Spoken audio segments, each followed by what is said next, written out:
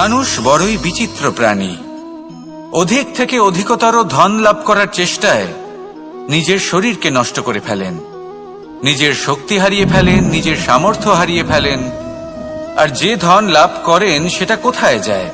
সেই শক্তি, সেই সামর্থ্যকে আবার ফিরে পাওয়ার জন্য। আর কিছু মানুষ জীবন এমন ভাবে যাপন করেন যেন তা কখনোই শেষ হবে না। কিন্তু শেষ তো সবারই হবে। আর যখনই শেষটা কাছে চলে আসে তখন মানুষ এটা বুঝতে পারেন যে সে জীবনকে উপভোগ করেননি। তার কারণটা কি? লালসা। এই লালসা জন্ম দেয় লোভকে, আর এই লোভ জন্ম দেয় আপনারই বিনাশকে। সেই জন্য আজ আপনার কাছে যা কিছু আছে, যেমনটা আছে তার সাথে জীবন যাপন করুন, পূর্ণরূপে যাপন করুন। আপনার কাছে যতই ধন, শক্তি, মান থাকুক, তা সবার মধ্যে ভাগ করতে শিখুন। ভাগ করলে ভালোবাসা বাড়ে, আর এই ভালোবাসা দ্বারা জীবন আরো সুখময় হয়ে ওঠে। তাহলে আসুন আর আমার সাথে ভালোবেসে বলুন, রাধা রাধা। মন।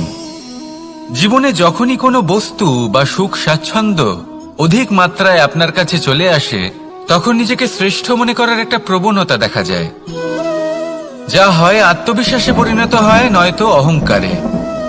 এবার আত্মবিশ্বাস আর অহংকারের মধ্যে অনেক বড় পার্থক্য রয়েছে। আমি এটা করতে পারি, আমি ওটাও করতে পারি, এ হলো আত্মবিশ্বাস। শুধুমাত্র আমি এটা করতে পারি, শুধুমাত্র আমি ওটাও করতে পারি, আমি হলাম সর্বশ্রেষ্ঠ, এটা হলো অহংকার। এবার এই অহংকার এর ধ্বনি অনেক দূর প্রবাহিত হয়, আর এর প্রহার সর্বপ্রথম আপনাকে বিপর্যস্ত করে। এবার এই অহংকার এর বিপরীত শব্দ হলো বিনয়, অর্থাৎ নিজের ঊর্ধ্বে উঠে অন্যের বিষয় ভাবনা চিন্তা করা, সংসারের বিষয় ভাবা। এই বিনয়ী হবার চেষ্টা করুন, একের থেকে অনেক হওয়ার চেষ্টা করুন এবং একসাথে থাকার চেষ্টা করুন। নিশ্চিত রূপেই আপনি বিকাশের কারণ হবেন। মত্ততা থেকে নিজেকে দূরে রাখুন, অহংকার থেকে নিজেকে দূরে রাখুন। এই মন প্রসন্ন হয়ে বলবে, রাধা রাধা। জীবনে যখন কোনো ব্যক্তি নিজের লক্ষ্য প্রাপ্তির জন্য নিরন্তর পরিশ্রম করতে থাকেন, চেষ্টা করতে থাকেন, তখন তিনি কষ্ট অনুভব করেন, কখনো শারীরিক কষ্ট, কখনো মানসিক কষ্ট। এবার উনি এটা ভাবতে থাকেন যে আমি কি উচিত করছি নাকি অনুচিত করছি। কারণ অন্যদিকে এমন একজন ব্যক্তিও আছেন যিনি একদমই পরিশ্রম, চেষ্টা করছেন না। তিনি মদিরা পান করেন, বিলাসিতায় জীবন কাটান, অলস প্রকৃতির হয়ে ওঠেন, নিদ্রাতে বিলীন হয়ে থাকেন আর ভাবেন যে তিনি সুখ লাভ করছেন। কিন্তু এরকম কেন হয়? কারণ যখন আমরা সৎ পথে থাকি, উচিত পথে চলি, লক্ষ্য প্রাপ্ত করার জন্য চেষ্টা করতে থাকি, তখন আমাদের ভেতরে থাকা নেতিবাচক শক্তি এবং পাপ এই দেহকে ত্যাগ করে দেয়। আর এই অনুভূতিটাই আমাদের দুঃখের অনুভূতি দেয়, কষ্ট দেয়। এবার সেখানে যদি আমরা কুপথে চলি, অনুচিত পথে চলতে থাকি, তাহলে আমাদের ভেতরে থাকা পুণ্য এবং ধনাত্মক শক্তি আমাদের দেহ ত্যাগ করে দেয়। আর এই অনুভূতির কারণেই আমরা সুখ অনুভব করি। কিন্তু কখনো ভাববেন যে এই সুখ বেশি সময় পর্যন্ত থাকে না। সেই জন্য সবসময় মনে রাখবেন, যদি আপনি জানেন যে এটাই আপনার লক্ষ্য, এটাই উচিত পথ, শুভ পথ, তাতে নিরন্তরভাবে এগিয়ে যেতে চেষ্টা করতে থাকুন। এই কষ্ট আপনাকে সুখের পরাকাষ্ঠায় কখন পৌঁছে দেবে তা আপনি জানতেই পারবেন না। আসুন আমার সাথে ভালোবেসে বলুন, রাধা রাধা। ঈর্ষা আমাদেরই মনে বসবাস করা আরো একটা শত্রু। তবে এই শত্রু কখনো কখনো আমাদের জন্য লাভদায়কও হতে পারে। কিন্তু যদি আমরা সতর্ক না থাকি, তাহলে সেটা ততটাই ঘাতক হয়ে উঠতে পারে। যদি আপনার কোনো প্রতিদ্বন্দ্বী থেকে থাকে যে এগিয়ে চলেছে, তাকে দেখে আপনার মনে ঈর্ষা উৎপন্ন হয়, আর ঈর্ষাবশত আপনি নিরন্তর চেষ্টা করতে থাকেন, পরিশ্রম করতে থাকেন সামনে এগোনোর জন্য, তাহলে তার দ্বারা আপনার বিকাশই হবে। কিন্তু যদি আপনি নিজের বিরোধীকে শেষ করতে দেওয়ার জন্য অগ্রসর হন, তাকে বিনাশ করার জন্য অগ্রসর হন, তাহলে এই ঈর্ষা প্রথমে আপনার বিনাশ অবশ্যই করবে। একটা কথা আছে, এটা পশু প্রবৃত্তি, আপনি শুধুই নিজের বিকাশের কথা ভাববেন। তিনিই হলেন প্রকৃত মানুষ, যিনি অন্য মানুষের জন্য প্রাণও দিতে পারেন। এই ঈর্ষা যদি আপনাকে বিকাশের পথে নিয়ে যেতে পারে তাহলে খুবই ভালো। যদি আপনাকে অন্য কাউকে বিনাশ করে দেওয়ার পথে অগ্রসর করে তাহলে তার থেকে দূরে থাকাই ভালো। যেমন ধরুন, আপনার কাছে একটা সূচ আছে যার দ্বারা আপনি ছেঁড়া কাপড়ও সেলাই করতে পারবেন বা অন্য কারোর পাত্রে ছিদ্রও করে দিতে পারবেন। আপনি কি চাইবেন, নিজের বিকাশ নাকি অন্য কারোর বিনাশ? সিদ্ধান্ত আপনারই। আসুন আর আমার সাথে ভালোবেসে বলুন, রাধা রাধা। বিষ এবং অমৃত, এর ভিত্তিতেই সংসার চক্র চলতে থাকে। যখন সমুদ্র মন্থন হয়েছিল তখন এই দুই প্রাপ্ত হয়েছিল। প্রথমে বিষ পাওয়া গেল, তারপর অমৃত। জীবন মন্থন করলেও এগুলো লাভ করা যায়।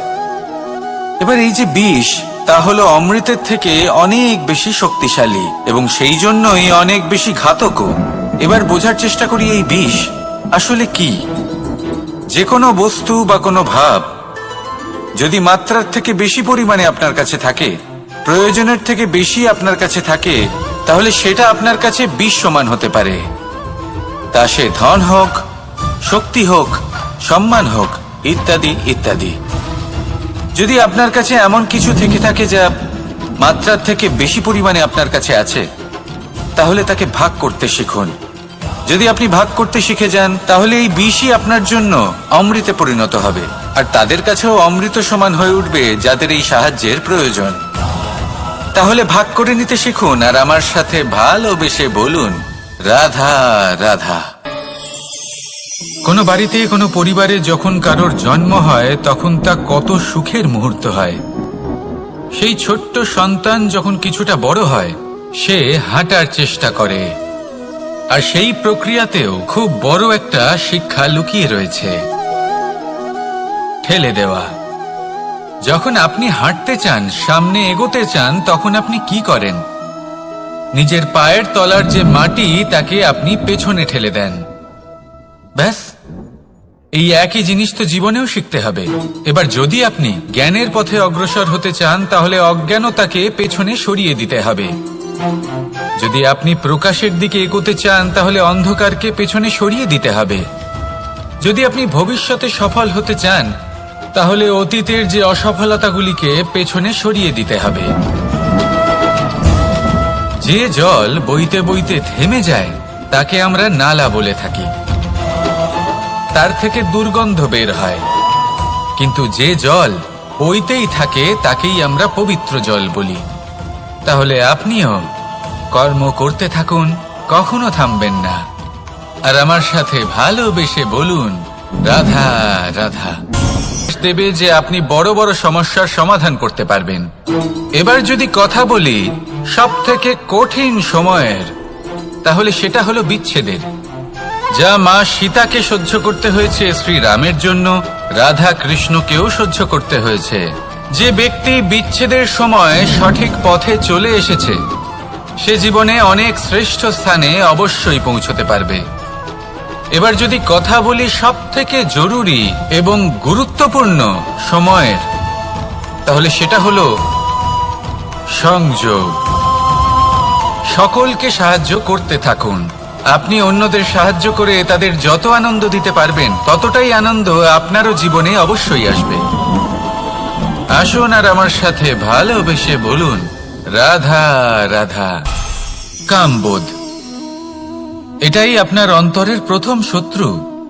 বেশিরভাগ মানুষই কামবোধ বলতে লালসা বোঝেন, কিন্তু এটা সম্পূর্ণ সত্য নয়। কামের আসল অর্থ হল কামনা। এটা খুবই সহজ ব্যাপার। মনুষ্য শরীর থাকলে, মানুষের মন থাকলে এই কামনা অবশ্যই থাকবে। এবার এটাই দেখতে হবে যে এই কামনা নেতিবাচক কামনা নাকি ইতিবাচক কামনা। অন্য কারোর জিনিসে নজর দেওয়া, অন্য কোনো মানুষের উপর নজর দেওয়া, কোনো অনুচিত বস্তুর দিকে নজর দেওয়া, এই নেতিবাচক কামনা। আর এই দুষ্কামনা মানুষকে দিয়ে অপকর্ম করাবেই করাবে। তাই মনে রাখবেন, যে ব্যক্তি নিজের কামনাকে নিয়ন্ত্রণে রাখতে পারেন তিনি সঠিক পথেও থাকেন, সঠিক লক্ষ্যে পৌঁছতেও পারেন। যিনি কামনা নিয়ন্ত্রণে রাখতে পারেন না তিনি তার পথও হারিয়ে ফেলেন এবং লক্ষ্যচ্যুতও হন। তাই মনে রাখবেন, নিজের কামনাগুলিকে নিয়ন্ত্রণে রাখুন, কাম নামক এই শত্রুর ওপর বিজয় লাভ করুন, আর আমার সাথে ভালোবেসে বলুন, রাধা রাধা। ক্রোধ আপনার অন্তরের আরো একটা শত্রু। এই ক্রোধ আসলে কি? আপনার মনের এক ভাবনা, যা আপনার মনেই উৎপন্ন হয়। এই মন আত্মার সাথে যুক্ত থাকে। এখন একটা ভাবনা যা আত্মার সাথে যুক্ত থাকে তাকে অনুচিত কেন বলা হয় সেটা বোঝার চেষ্টা করুন। ক্রোধ কখনো কখনো জরুরি হয়, বিশেষ রূপে তখন যখন আপনি সঠিক পক্ষে দাঁড়িয়ে রয়েছেন এবং সামনের ব্যক্তি অধর্মের পক্ষে রয়েছেন আর বিনম্রভাবে মানছেন না। যেমন শ্রীরাম ক্রুদ্ধ হয়েছিলেন সাগরের ওপর, ওটা উচিত ছিল, আর তা ততক্ষণই উচিত যতক্ষণ আপনি ক্রোধকে নিয়ন্ত্রণ করছেন। যদি ক্রোধ আপনাকে নিয়ন্ত্রণ করতে শুরু করে তাহলে পরিস্থিতি এমনও হতে পারে, ধরুন একজন ব্যক্তির প্রতি ক্রোধের কারণে আপনি তার ক্ষতি করতে চান। আপনি একটা কয়লা হাতে নিলেন আর সেই কয়লা সামনের ব্যক্তির ক্ষতি করার পূর্বে আপনার হাত জ্বালিয়ে দেবে। ব্যাস, ক্রোধ এটাই করে, সর্বপ্রথম আপনার ক্ষতি করে, আপনার বিবেক হরণ করে নেয়, আপনি আপনার নিয়ন্ত্রণ হারিয়ে ফেলেন আর সবকিছু নষ্ট হয়ে যায়। বেশিরভাগ মানুষ ক্রোধে এমন সিদ্ধান্ত নেন যে সেটা তাদেরই বিনাশের কারণ হয়ে দাঁড়ায়। আর কিছু মানুষ বলেন যে আমাদের জীবনে এত যন্ত্রণা আছে, এত সংকট আছে যে ক্রোধ উৎপন্ন হবেই। আর এরকম সময় এটাই উচিত হবে যে আপনি নিজেকে ক্রোধের থেকে দূরে রাখুন আর তারপর সমস্যার নিবারণ করুন। আর এই নিবারণই আপনার জীবনকে একটা শ্রেষ্ঠ স্তরে পৌঁছে দেবে। তাহলে ক্রোধ থেকে দূরে থাকুন, সুপ্রসন্ন থাকুন, আর আমার সাথে ভালোবেসে বলুন, রাধা রাধা। লোভ আপনার অন্তরের আরো একটা শত্রু। দেখতে গেলে এটা একটা শব্দ, একটা সংস্কৃত শব্দ, লব ধাতু থেকে উৎপন্ন হয়েছে। এর অর্থ কিছু লাভ করা। কিছু লাভ করা অনুচিত নয়, আরো কিছু লাভ করাও অনুচিত নয়, কিন্তু সব থেকে বেশি আমি লাভ করব, আমি আরো চাই, আরো বেশি চাই, আরো বেশি পেতে চাই, এটাই হলো লোভ। আর এই লোভ যখন গ্রাস করে তখন আপনি যা পেতে চান, সে ধনই হোক বা মানই হোক, তা অর্জন করার জন্য মানুষ যে কোনো স্তরে পৌঁছে যেতে পারে। যদি মানুষ ধন অর্জন করতে চান তাহলে তার জন্য তারা অধর্মের পথেও চলতে পারেন। যদি সম্মান অর্জন করতে চান তাহলে অন্য মানুষকে ছোটও করতে পারেন। শেষ পর্যন্ত আপনার এটা মনে হতে পারে যে যদি একটু অল্পই প্রাপ্ত করতাম কিন্তু ভালোবেসে প্রাপ্ত করতাম, এই জীবন আরো অনেক বেশি সুখী হতো। লোভ আপনার জীবনে, আপনার মনে কখন যে প্রবেশ করবে সেটা আপনি জানতেও পারবেন না। তাই এটা চিনতে শিখুন আর তৎক্ষণাৎ জীবন থেকে বাইরে ফেলে দিন। যা কিছু লাভ করতে চান তা ভালোবেসে লাভ করুন, আর সেই ভালোবাসার সাথেই বলুন, রাধা রাধা। মোহ আপনার অন্তরের আরো একটা শত্রু। এবার মানুষ প্রেম আর মোহের মধ্যে পার্থক্য বুঝতে পারে না। কিছু মানুষ ভাবে যে মোহর মধ্যে খারাপ কি আছে। যদি কোনো মানুষের তার বাবা মার প্রতি, তার সন্তানের প্রতি মোহ থাকে তবে খারাপ কি আছে? খারাপ আছে, আর সেটা তাদের জন্য খারাপ হতে পারে যাদের প্রতি আপনার এই মোহ আছে। এবার মোহ, এই দুই পরিস্থিতিতেই আপনার হাত প্রসারিত থাকে। মোহের ক্ষেত্রে কোনো বস্তু বা কোনো ব্যক্তিকে লাভ করার জন্য, আর প্রেমে শুধুই প্রদান করার জন্য। মোহর বশে আপনার পায়ে বাঁধন পড়ে যেতে পারে। যদি মাতা পিতার তার সন্তানের প্রতি মোহ থাকে তাহলে তারা তাদের সন্তানকে কখনো দুঃখে, চিন্তায়, যন্ত্রণায় দেখতেই পারবে না। সেই জন্য তারা সন্তানকে বেঁধে রাখতে চান একটা সুরক্ষিত ক্ষেত্রে, যেখান থেকে না তারা সংসারকে দেখতে পায়, না পরখ করতে পারে, না কিছু শিখতে পারে, না বিকট পরিস্থিতির সম্মুখীন হতে পারে। ঠিক যে কারণে তারা দুর্বল হয়ে পড়ে, অজ্ঞানী হয়ে ওঠে। তাদের বিকাশ সেখানেই স্তব্ধ হয়ে যায়, আর সেখানে প্রেম শুধুমাত্র বিকাশের পথে নিয়ে যায়। মা বাবা যদি সন্তানকে ভালোবাসেন তাহলে তাকে ছেড়ে দেন যে যাও সংসারকে দেখো, পরখ করো আর শেখো। কিভাবে এর সাথে লড়াই করতে হবে সেটা নিজে শেখো। নিজের শক্তি নিজেই বাড়িয়ে তোলো, নিজের পথ চয়ন করো। সেই জন্য এই মোহর শিকল ভেঙে ফেলুন আর প্রেমকে আপন করে নিন। আর এই প্রেম দ্বারাই বলুন রাধা রাধা। এই সংসারে এমন অনেক ব্যক্তি আছেন যারা নিজেদের প্রসন্নতার জন্য স্বার্থপরতার সীমা পার করে যেতে পারেন। নিজে সুখ লাভ করার জন্য অন্যকে দুঃখ দিতে পারেন। ওনাদের কারোর প্রতি কোনো টান নেই, না সমাজের প্রতি, না আপনজনদের প্রতি, না ঈশ্বরের প্রতি। এবার দেখুন, মানুষ যদি কাউকে ভয় নাও পায়, তাও নিজের কর্মের কথা মনে করে অবশ্যই ভয় পাওয়া উচিত। কারণ আপনি যা কর্মই করুন তার ফল নিজে থেকে আপনার কাছে আসবেই, নিশ্চিত রূপে আসবে। তার থেকে আপনি পালাতে পারবেন না। কেউ নিজের কর্মফলের হাত থেকে বাঁচতে পারে না।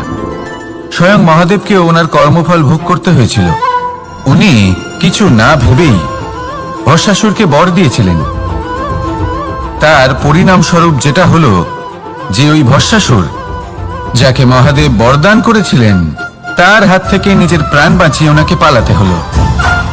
এই সংসারে এমন কেউ নেই যে নিজের কর্মফলের হাত থেকে বাঁচতে পারে। সবসময় এটা ভেবে দেখুন যে কর্মটা আপনি করছেন সেটা শ্রেষ্ঠ কি না। এমন কর্ম করুন যেটা আপনাকে জীবনে এগিয়ে নিয়ে যাবে।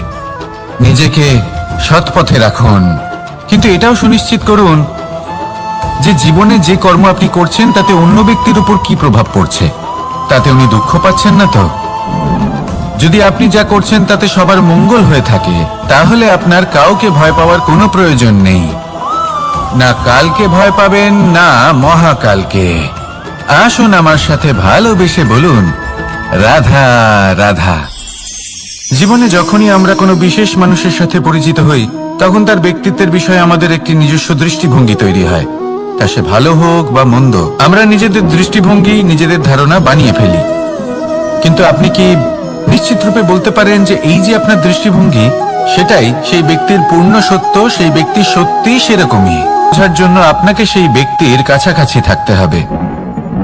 তিনি কতটা অহংকারী বা কতটা সজ্জন সেটা বোঝার জন্য আপনাকে সেই ব্যক্তিকে সম্মান দিয়ে দেখতে হবে। সেই ব্যক্তি কতটা লোভী বা কতটা সরল সেটা বোঝার জন্য তাকে ধন দিয়ে দেখতে হবে। সেই ব্যক্তির কতগুলো খারাপ গুণ আছে সেটা বোঝার জন্য সেই ব্যক্তিকে স্বাধীনতা দিয়ে দেখতে হবে। তবেই তাকে আপনি বুঝতে পারবেন। যে কোনো মানুষকে বোঝা, তার ব্যক্তিত্ব বুঝে ওঠা এতটা সহজ কাজ নয়। যতক্ষণ কোনো ব্যক্তির ব্যক্তিত্ব সম্পর্কে স্পষ্ট ধারণা না হয়, ততক্ষণ সেই ব্যক্তির সাথে সম্পর্কে অগ্রসর হওয়া উচিত হবে না। আসুন আমার সাথে ভালোবেসে বলুন রাধা রাধা। এই সংসারের দুটি সবথেকে শক্তিশালী শব্দ হলো নীরবতা এবং প্রসন্নতা। এই দুটি সবথেকে বেশি কঠিনও। এবার আপনি বলবেন এতে কঠিনের কি আছে? না, ক্ষেত্র বিশেষে নিজে নীরব থাকা হলো অত্যন্ত কঠিন। আর তার থেকেও বেশি কঠিন হলো বিকট পরিস্থিতিতে নিজেকে প্রসন্ন রাখা। কিন্তু যদি আপনি এটা শিখে যান, তাহলে এই নীরবতাই আপনাকে জীবনে অনেক বড় বড় সমস্যার হাত থেকে বাঁচাবে। এই প্রসন্নতা আপনাকে বিকটতর পরিস্থিতি থেকে বেরিয়ে আসতে শক্তি যোগাবে। তাই এই গুণ আত্মসাৎ করুন আর আমার সাথে ভালোবেসে বলুন রাধা রাধা। আমরা সবাই জীবনে কামনা করি। কেউ ধন সম্পত্তির কামনা করি, কেউ ভালোবাসার, কেউ বন্ধুদের, কেউ নাম খ্যাতি আদি ইত্যাদি। এগুলো লাভ করার জন্য আমরা চেষ্টা করতে থাকি, পরিশ্রম করতে থাকি। কিছু সময় পরে অর্জনও করে ফেলি, কিন্তু সবকিছু অর্জন করার কিছু সময় পরে এরা রুষ্ট হয়ে যান, আমাদের থেকে দূরে চলে যান বা আমাদের থেকে কেড়ে নেওয়া হয়। এমনটা কেন হয়? এমনটা এই কারণে হয় কারণ মানুষের একটা দুর্বলতা আছে। কোনো কিছুই অর্জন করার পরে আস্তে আস্তে সে তার মূল্য, তার গুরুত্ব ভুলে যায়, তার জন্য চেষ্টা করা ছেড়ে দেয়। আর এটাই হলো সব থেকে বড় সমস্যা। ঠিক যেমন কোনো ব্যক্তি যিনি ধন অর্জন করতে চান তার জন্য কঠিন পরিশ্রম করেন, হয়তো ধন অর্জন করেও ফেলেন, তারপর আস্তে আস্তে ওই ধনের মূল্য ভুলে যান, উচিতভাবে তা প্রয়োগ করেন না, আস্তে আস্তে তার ধন, তার সঙ্গ ত্যাগ করে দেয়, সমস্ত পরিশ্রম ব্যর্থ হয়ে যায়। সেই জন্য মনে রাখবেন, এই সংসারে কিছু অর্জন করা অত্যন্ত কঠিন ব্যাপার, কিন্তু তার থেকেও বেশি কঠিন হলো সেটা নিজের সাথে ধরে রাখা। তাই জীবনে যখনই আপনি কিছু অর্জন করবেন তার গুরুত্বটা বুঝুন, আর তারপরে সময় সময় তার মূল্য নিজেকে স্মরণ করাতে থাকুন। কৃতজ্ঞ থাকুন যে আপনার পরিশ্রম আপনাকে এই ফল দান করেছে, আর চিরকাল পরিশ্রম করুন, তবেই আপনি যেটা লাভ করেছেন সেটা আপনার কাছে থেকে যাবে। আসুন আর আমার সাথে ভালোবেসে বলুন, রাধা রাধা। এই সংসারে আপনার সব থেকে বড় বন্ধু কে? কেউ বলবেন ছোটবেলার বন্ধুরা, কেউ বলবেন মাতা পিতা, কেউ বলবেন ঈশ্বর। এবারে বলুন যে এই সংসারে আপনার সব থেকে বড় শত্রু কে? কেউ বলবে আপনার বিরোধী, সেই ব্যক্তি যে আপনাকে হিংসে করে, বা আপনার নিজের অহংকার, আপনার কুকর্ম। আমি বলবো যে এই সংসারে আপনার সব থেকে বড় বন্ধু হলো আপনার নিজের মন। এই চঞ্চল মনকে যদি আপনি নিয়ন্ত্রণ করতে শিখতে পারেন, তাহলে এর থেকে বড় বন্ধু এই সংসারে আপনি কোথাও পাবেন না। সেখানেই যদি এই মন আপনাকে বশ করে ফেলে, তাহলে সংসারে এর থেকে বড় শত্রুও আপনি কোথাও পাবেন না। সেই জন্য এই সংসারকে নিয়ন্ত্রণ করার চেষ্টা ত্যাগ করুন। প্রথমে এই মনকে নিয়ন্ত্রণ করতে শিখে যান, তাহলে এই জীবন নিজে থেকেই সাফল্যের পথে অগ্রসর হবে। আর তখন এই মন প্রসন্ন হয়ে বলবে, রাধা রাধা। এই সংসারে যদি আপনি শুভ কিছু অর্জন করতে চান, তাহলে দুটি পথ আছে। প্রথম হলো ধর্ম, আর দ্বিতীয় হলো কর্ম। কিছু ব্যক্তি এমন কথাও বলেন যে আমরা তো ধর্মের পথেই অগ্রসর ছিলাম, আমরা তো লক্ষ্য প্রাপ্ত করতে পারলাম না, বরং আমাদের নিন্দা হলো। এবার এরকমটা ঠিক কেন হয়? এরকম এই কারণে হয়, কারণ দেখতে গেলে ধর্ম সবসময় আমাদের এমন পথ দেখায় যেটা আমাদের একটা শুভ লক্ষ্য প্রাপ্তিতে সাহায্য করে, কিন্তু সেই লক্ষ্যে আমাদের পৌঁছতে হবে নিজেদের কর্ম দ্বারা। যদি আপনি ধর্মের পথে অগ্রসর হয়ে থাকেন, তাহলে আপনাকে কর্মও করতে হবে। যদি ধর্মের পথে চলেন কিন্তু কর্ম না করেন, তাহলে লক্ষ্য প্রাপ্তি হবে না। ঠিক সেইভাবেই যদি আপনি কর্ম করতে থাকেন কিন্তু ধর্মের পথে না চলেন, তাও লক্ষ্য প্রাপ্তি হবে না। মনে রাখবেন যে ধর্ম এবং কর্ম হলো একটি মুদ্রার দুই পিঠের সমান। এদের নিজের জীবনে আত্মসাৎ করুন এবং অগ্রসর হন। এই সংসারের প্রত্যেক লক্ষ্য আপনার হবে। আসুন আমার সাথে ভালোবেসে বলুন, রাধা রাধা। প্রত্যেক মানুষ জীবনযাপন করেন, কিন্তু প্রত্যেক মানুষ বেঁচে থাকার রসদ জোগাড় করতে পারেন না। তাহলে কি করা যায়? জীবনের রসদ কিভাবে জোগাড় করা যায়? কিভাবে আমাদের চেষ্টা করে যাওয়া উচিত? আমাদের কি করা উচিত? কিছু কাজ আছে যেগুলো আপনাদের করতে হবে। সর্বপ্রথম, জীবনে যখনই কোনো সমস্যা আসবে, তখন নিরপেক্ষভাবে তার সম্মুখীন হন। তা সে যে সমস্যাই হোক, সেটা সমাধান করার জন্য আপনাকে শুভ পথ নির্বাচন করতেই হবে। তারপরে যদি আপনার হাতে কখনো ক্ষমতা আসে, সেই মুহূর্তে আরো বেশি বিনম্র থাকতে হবে। আপনি ধন অর্জন করলে তখন অহংকার জাগ্রত হতে দিলে চলবে না।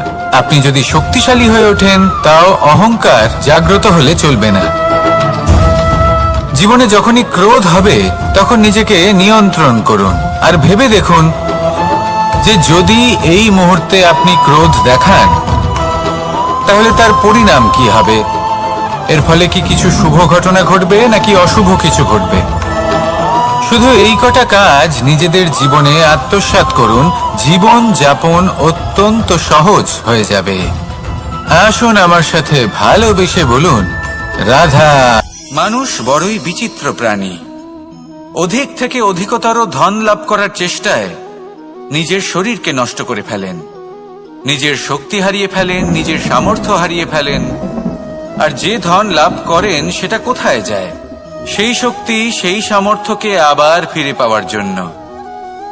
আর কিছু মানুষ জীবন এমন ভাবে যাপন করেন যেন তা কখনোই শেষ হবে না, কিন্তু শেষ তো সবারই হবে।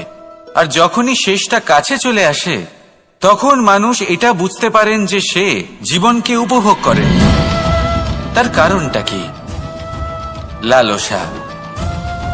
এই লালসা জন্ম দেয় লোভকে, আর এই লোভ জন্ম দেয় আপনারই বিনাশকে। সেই জন্য আজ আপনার কাছে যা কিছু আছে, যেমনটা আছে তার সাথে জীবন যাপন করুন, পূর্ণরূপে যাপন করুন। আপনার কাছে যতই ধন, শক্তি, মান থাকুক, তা সবার মধ্যে ভাগ করতে শিখুন। ভাগ করলে ভালোবাসা বাড়ে, আর এই ভালোবাসা দ্বারা জীবন আরো সুখময় হয়ে ওঠে। তাহলে আসুন আর আমার সাথে ভালোবেসে বলুন, রাধা রাধা। মন, জীবনে যখনই কোনো বস্তু বা সুখ স্বাচ্ছন্দ্য অধিক মাত্রায় আপনার কাছে চলে আসে, তখন নিজেকে শ্রেষ্ঠ মনে করার একটা প্রবণতা দেখা যায়, যা হয় আত্মবিশ্বাসে পরিণত হয়, নয়তো অহংকারে। এবার আত্মবিশ্বাস আর অহংকারের মধ্যে অনেক বড় পার্থক্য রয়েছে। আমি এটা করতে পারি, আমি ওটাও করতে পারি, এ হলো আত্মবিশ্বাস। শুধুমাত্র আমি এটা করতে পারি, শুধুমাত্র আমি ওটাও করতে পারি, আমি হলাম সর্বশ্রেষ্ঠ, এটা হলো অহংকার। এবার এই অহংকার এর ধ্বনি অনেক দূর প্রবাহিত হয়, আর এর প্রহার সর্বপ্রথম আপনাকে বিপর্যস্ত করে। এবার এই অহংকার এর বিপরীত শব্দ হলো বিনয়, অর্থাৎ নিজের ঊর্ধ্বে উঠে অন্যের বিষয় ভাবনা চিন্তা করা, সংসারের বিষয় ভাবা।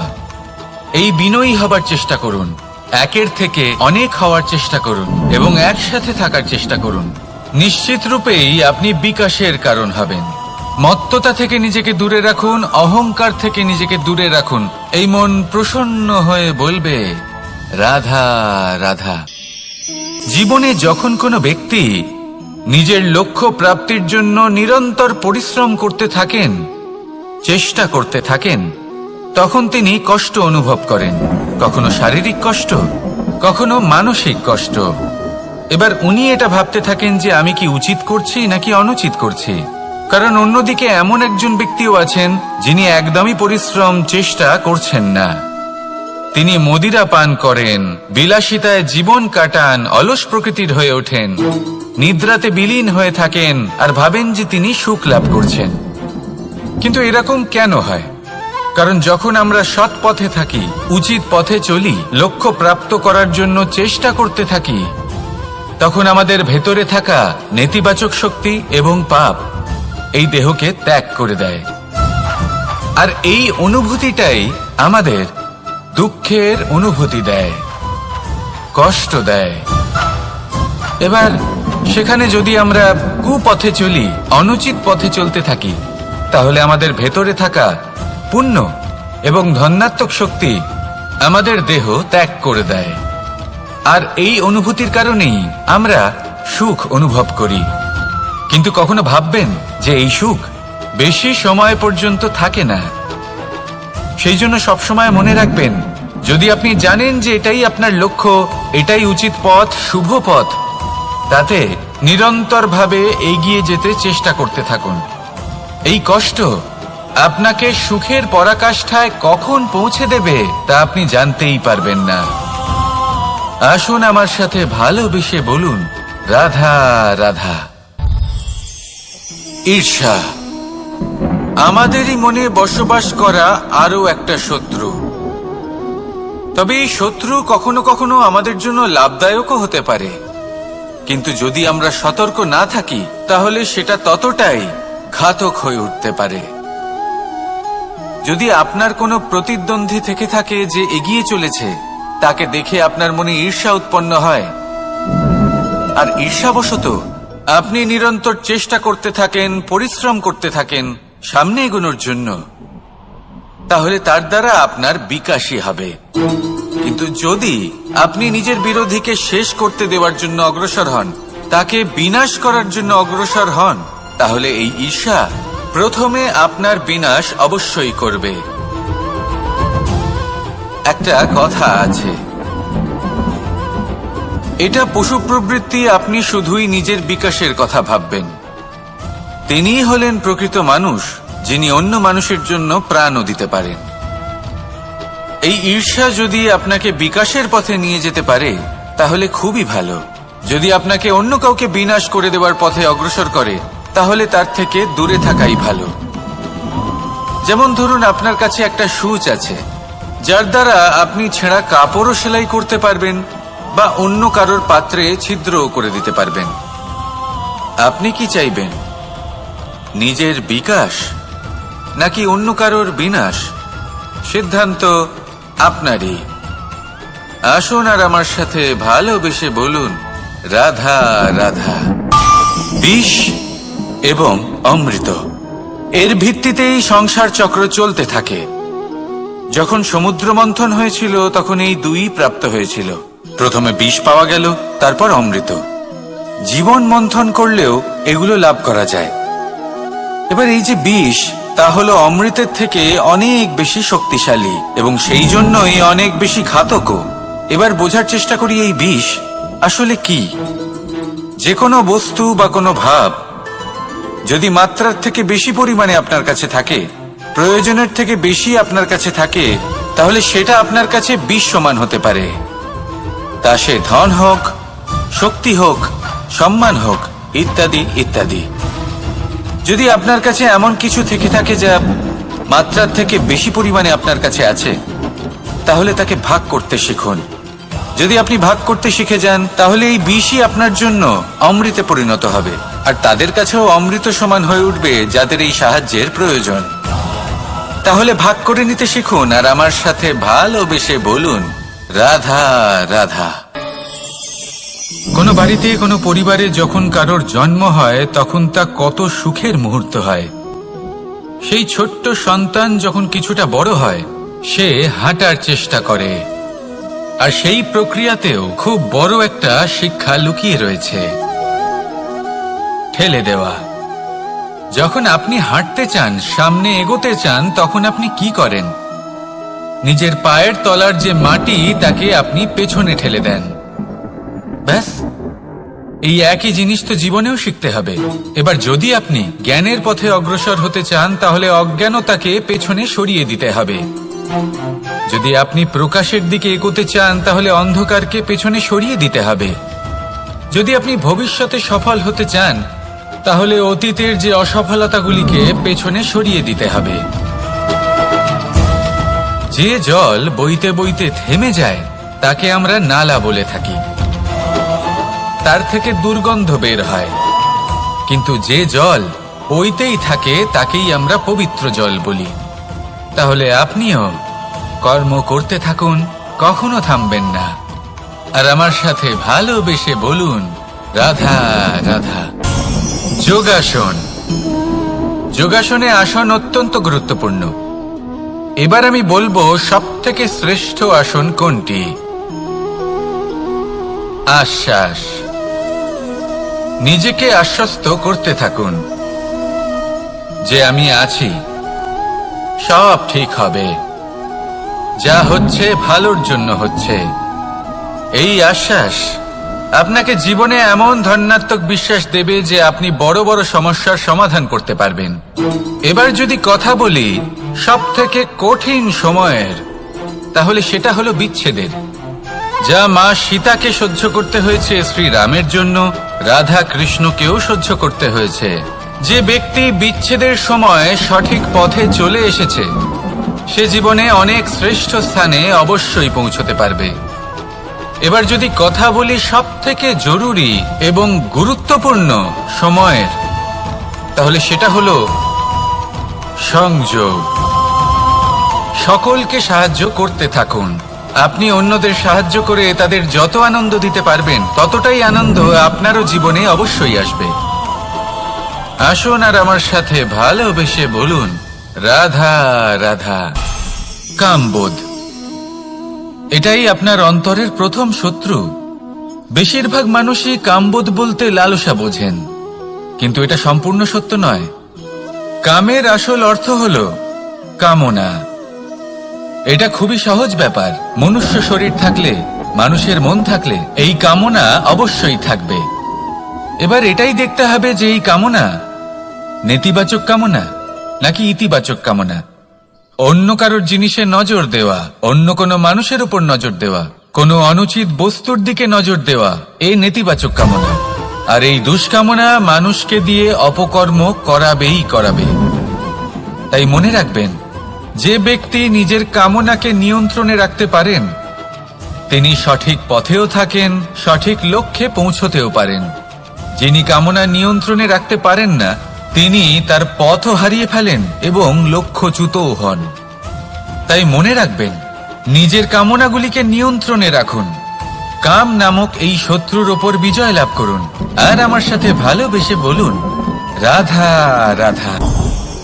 ক্রোধ, আপনার অন্তরের আরো একটা শত্রু।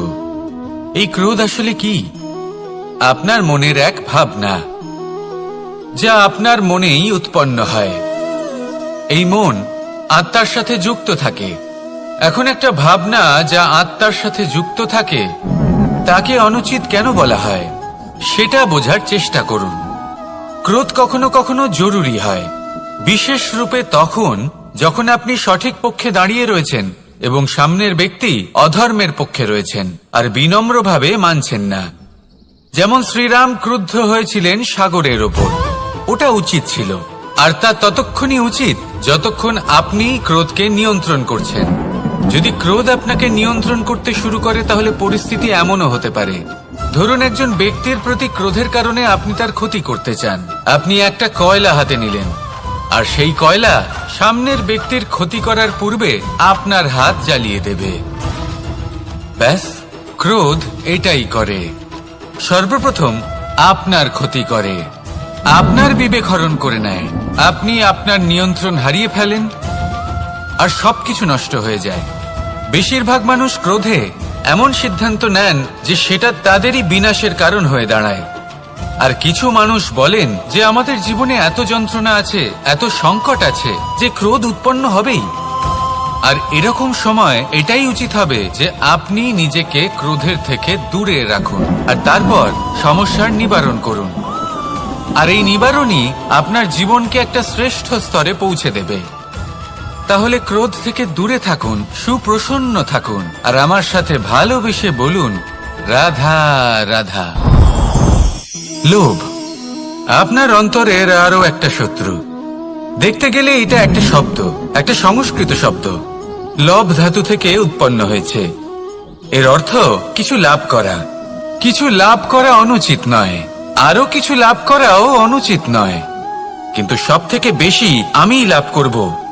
আমি আরো চাই, আরো বেশি চাই, আরো বেশি পেতে চাই। এটাই হলো লোভ। আর এই লোভ যখন গ্রাস করে তখন আপনি যা পেতে চান, সে ধনই হোক বা মানই হোক, তা অর্জন করার জন্য মানুষ যে কোনো স্তরে পৌঁছে যেতে পারে। যদি মানুষ ধন অর্জন করতে চান তাহলে তার জন্য তারা অধর্মের পথেও চলতে পারেন।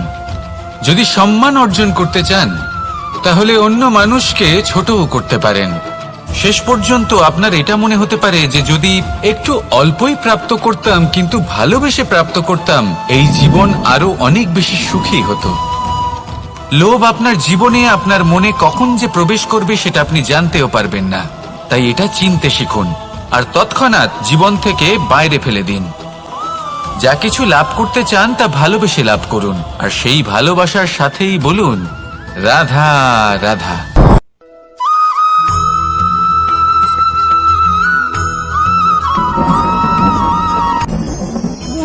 ভোজন, এবার ভোজন সংগ্রহ করার জন্য মানুষ কি না করেন, সব সময় চেষ্টা করতে থাকেন। ফসল উৎপাদনের জন্য অনেক পরিশ্রম করতে থাকেন, কিন্তু অনেক সময় অনেক পরিশ্রম করার পরেও ফসল ভালো উৎপাদন হয় না। এর কারণ কি? কারণ হলো এটাই যে আপনি পরিশ্রম হয়তো অনেক করেছেন, কিন্তু আপনার নজর তো সেই বীজের দিকে ছিলই না যা আপনি রোপণ করেছেন। সেই জন্য সব সময় কোনো বীজ রোপণ করার আগে তাকে পরখ করে দেখুন, তা অত্যন্ত আবশ্যক। আর সেইভাবেই যখনই কোনো কর্মের প্রশ্ন আসে, তাহলে সেখানে শুধুমাত্র পরিশ্রম যথেষ্ট নয়। সেই কাজের প্রতি আপনার কর্তব্য কি, আপনার উদ্দেশ্য কি, সেটা জানা হলো অত্যন্ত গুরুত্বপূর্ণ। তাই কর্ম করুন, কিন্তু সেই কর্মের প্রতি আপনার যা উদ্দেশ্য তার মাহাত্ম্য বুঝতে চেষ্টা করুন। তাহলে আসুন আমার সাথে ভালোবেসে বলুন, রাধা রাধা।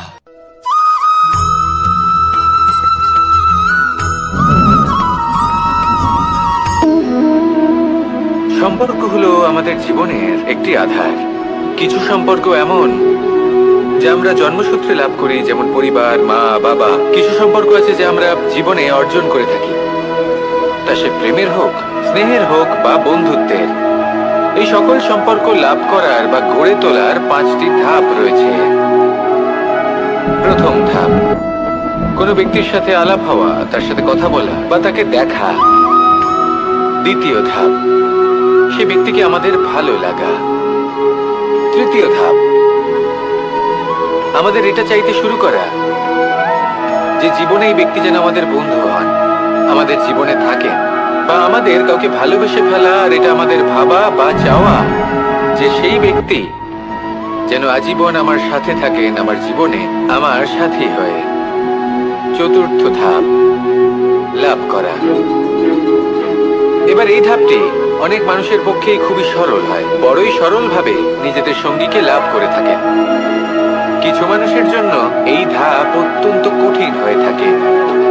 অনেক প্রতিকূল পরিস্থিতির উপর জয়লাভ করে তারা সঙ্গীকে লাভ করেন, কিন্তু লাভ অবশ্যই করেন।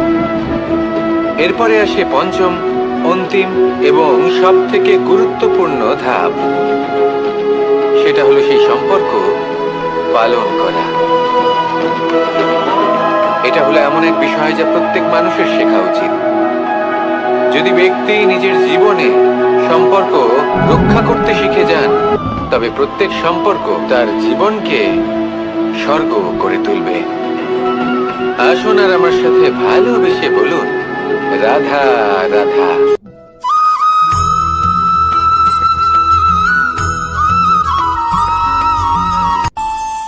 আমাদের মনে যখন কোনো প্রশ্ন ওঠে, কোনো দ্বন্দ্ব জাগে, তখন আমরা যাই আমাদের গুরুর কাছে, আমাদের আরাধ্যের কাছে গিয়ে জিজ্ঞেস করি। এইভাবেই একদিন আমি পৌঁছলাম আমার আরাধ্যের কাছে, আমার মহাদেবের কাছে, আর ওনাকে প্রশ্ন করলাম। এভাবেই পাথরের ছোট টুকরো, তার খুব বেশি গুরুত্ব থাকে না, কিন্তু যখন অসংখ্য পাথরের টুকরো একত্রিত হয় তখন তা পর্বতের আকার ধারণ করে। সেইভাবেই কিছু মানুষ যখন একত্রিত হন তখন তৈরি হয় পরিবার, কিছু পরিবার যখন একত্রিত হয় তখন তৈরি হয় সমাজ, যখন অনেক সংখ্যক সমাজ একত্রিত হয় তখন তৈরি হয় রাজ্য। এবার এই রাজ্যের সব থেকে গুরুত্বপূর্ণ ব্যক্তি হতে পারেন রাজা, কিন্তু তাও সেই রাজা একা কিছু করতে পারেন না। যুদ্ধ লড়ার সময় তারও নিজের সৈন্যদলকে প্রয়োজন পড়ে। কিন্তু এই সংসারে এমন একজন ব্যক্তি আছেন যিনি একাই সব কাজ করতে থাকেন, এবং সেই ব্যক্তি হলেন মা। আমাদের জীবনে একজন পিতার ভূমিকা কিন্তু নিঃসন্দেহে অমূল্য, কিন্তু আমাদের সকলের জীবনে যে ভূমিকা একজন মায়ের তা অন্য কারোর থাকে না। একজন মা একাই সন্তানকে বড় করতে পারেন, সংস্কারী করে তুলতে পারেন, তার জন্য পরিশ্রম করেন।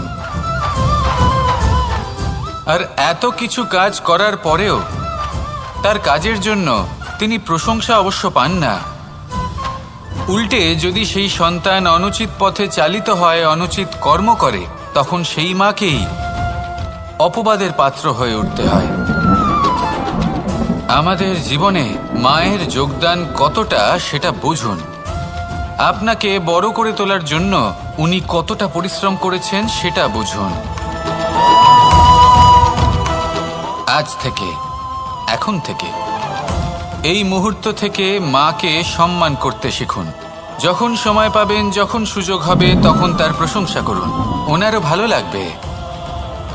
আর মায়ের এই মমতার জন্য, তার এই ভূমিকার জন্য আসুন সবাই মিলে আমরা তাকে প্রণাম করি, আর সকলে মিলে ভালোবেসে বলি, রাধা রাধা।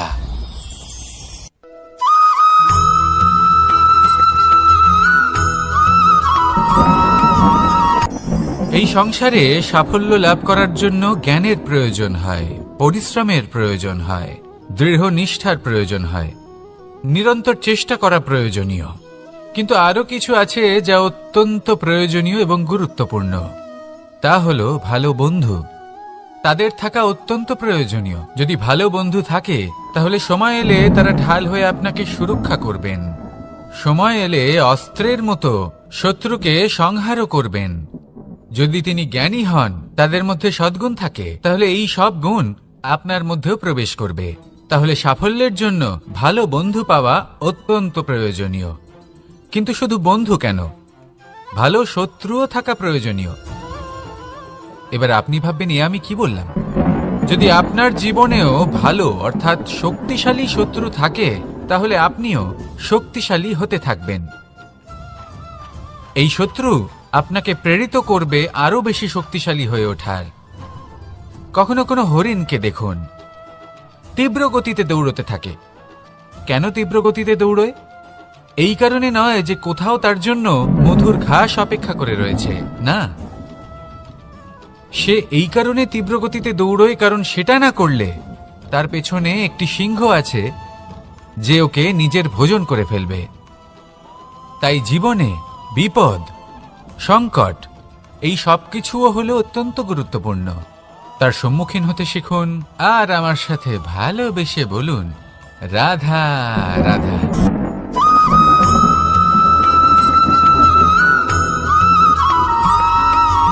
কথায় আছে, প্রত্যেক পুত্র তার পিতার প্রতিচ্ছবি হয়, আর সমস্ত প্রতিচ্ছবি চায় যেন সে তার অস্তিত্ব প্রাপ্ত করতে পারে।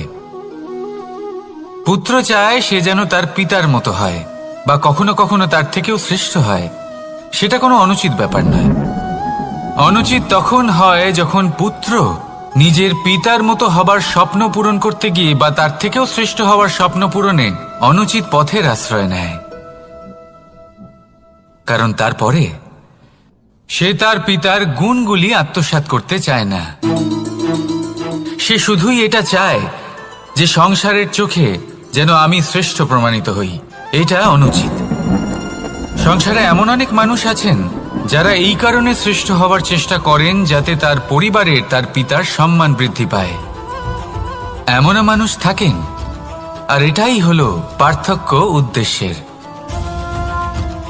মনে রাখবেন, যদি আপনার উদ্দেশ্য শুভ হয় তাহলে পথও শুভ হবে। যদি আপনার উদ্দেশ্য অশুভ হয় তাহলে পথও অশুভ হবে। তাহলে নিজের পিতার মতো হবার চেষ্টা অবশ্যই করুন, তার থেকেও শ্রেষ্ঠ হওয়ার চেষ্টা অবশ্যই করুন, কিন্তু মনে রাখবেন আপনার সংকল্প আর আপনার উদ্দেশ্য এই দুই শুভ হওয়া উচিত। তাহলে আসুন আর আমার সাথে ভালোবেসে বলুন, রাধা রাধা।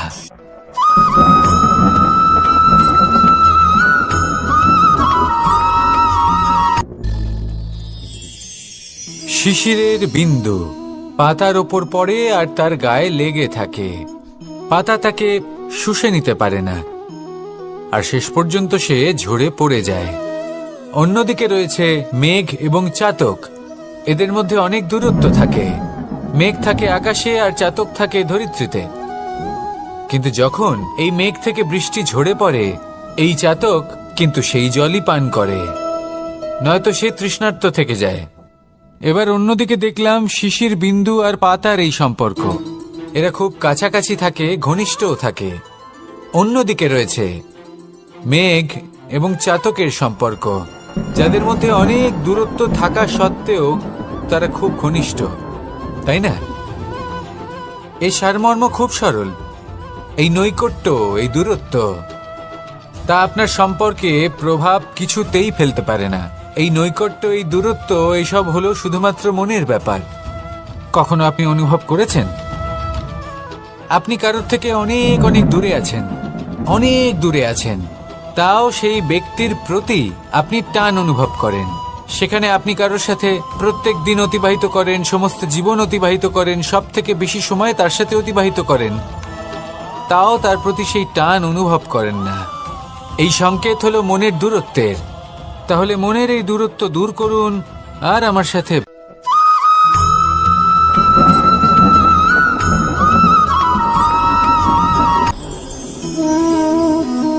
শক্তি এক অত্যন্ত বিচিত্র বস্তু, বা বলতে পারেন অনুভূতি। পিতা সবসময় চান যেন তিনি তার শক্তি পুত্রকে। আসুন আপনাকে সহজে বোঝাই। যদি আপনি সুপাত্র হন আর আপনাকে শক্তি দেওয়া হয়, তাহলে আপনি সেই শক্তির গুরুত্ব বুঝবেন, কোথায় সেই শক্তি প্রয়োগ করা উচিত সেটা বুঝবেন। আর এটা যেহেতু অর্জন করা শক্তি হবে, সেই শক্তির অপব্যবহার হবে না। কিন্তু যদি এই আপনি কুপাত্র হন আর যদি আপনাকে এই শক্তি দেওয়া হয়, তাহলে কি হবে? দেখতে গেলে এই শক্তি আপনি দান হিসেবে পেয়েছেন, তাই না আপনি এই শক্তির গুরুত্ব বুঝবেন আর না এর প্রয়োগ আপনি জানবেন। তার অপব্যবহার হওয়া সুনিশ্চিত। তাই যদি আপনি কোনো শক্তি অর্জন করতে চান, তাহলে আগে তার যোগ্য হয়ে উঠুন। পুত্র নয়, পাত্র হয়ে উঠুন। আর আমার সাথে ভালোবেসে বলুন, রাধা রাধা।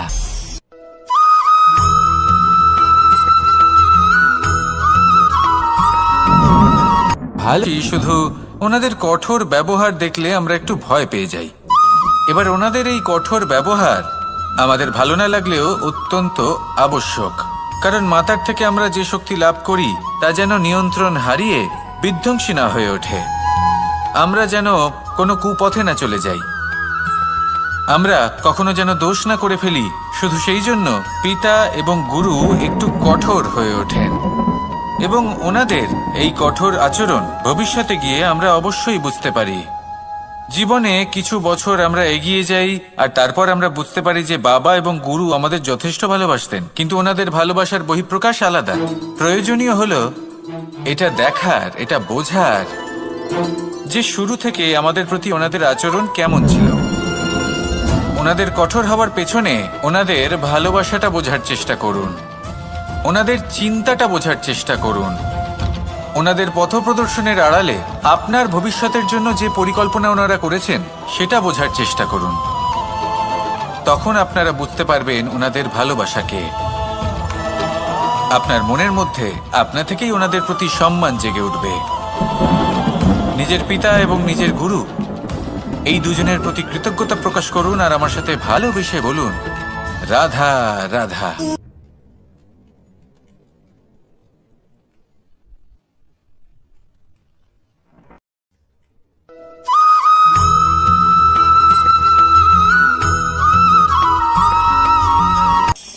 কখনো কোনো বাগানের কোনো বৃক্ষকে দেখেছেন যেখানে সুগন্ধি ফুল থাকে, রসালো ফল থাকে? রোদ পেলে এই বৃক্ষগুলি শুকিয়ে যায়। প্রয়োজনের থেকে কম রোদ পেলেও এই বৃক্ষ কিন্তু শুকিয়ে যায়। প্রয়োজনের থেকে কম জল যদি পায়, এই বৃক্ষ শুকিয়ে যেতে পারে। প্রয়োজনের থেকে অতিরিক্ত জল যদি পায়, তখনও এই বৃক্ষের শিকড়গুলি নষ্ট হয়ে যেতে পারে।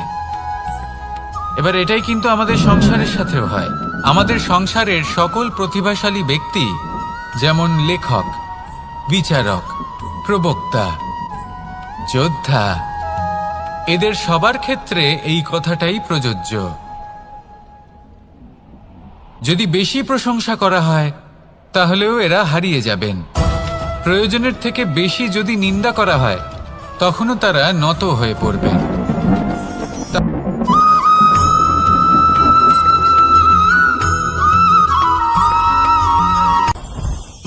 জীবনে কিছু শেখা অত্যন্ত গুরুত্বপূর্ণ। এবার কি কি শিখতে হবে সেই সব শেখানোর জন্য অনেক শিক্ষক রয়েছেন, কিন্তু কি শিখবেন না আর কি করবেন না, এটা আমাদের নিজের অভিজ্ঞতা দিয়ে শিখতে হয়।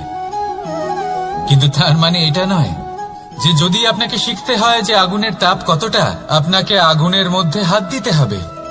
না, অন্য কারোর অভিজ্ঞতা দ্বারাও শিখতে পারেন। প্রশ্ন শুধুমাত্র একটাই যে আপনি কি শিখতে চান নাকি চান না। যদি আপনি এটাই ভাবেন যে আমি শুধুই নিজের অভিজ্ঞতা দ্বারাই শিখতে চাই, তাহলে জীবনকাল ছোট মনে হবে, অনেক কিছুই শিখতে পারবেন না। তাই নিজের সাথে সাথে বড়দের অভিজ্ঞতার দ্বারাও শেখা শুরু করে দিন। এই সংসারের অভিজ্ঞতা দ্বারা শিখতে শুরু করে দিন। আর এটা নিশ্চিত রূপে শেখা আবশ্যক যে কখন কি করবেন না, কোথায় থামতে হবে আর কোথায় থামবেন না। তাহলে আসুন আর আমার সাথে ভালোবেসে বলুন, রাধা রাধা।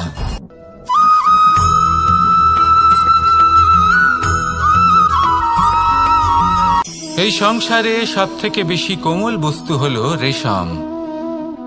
এই রেশম এতটাই কোমল হয় যে এর পুরো একটা থান শুধুমাত্র একটা হাতে ধরা সম্ভব।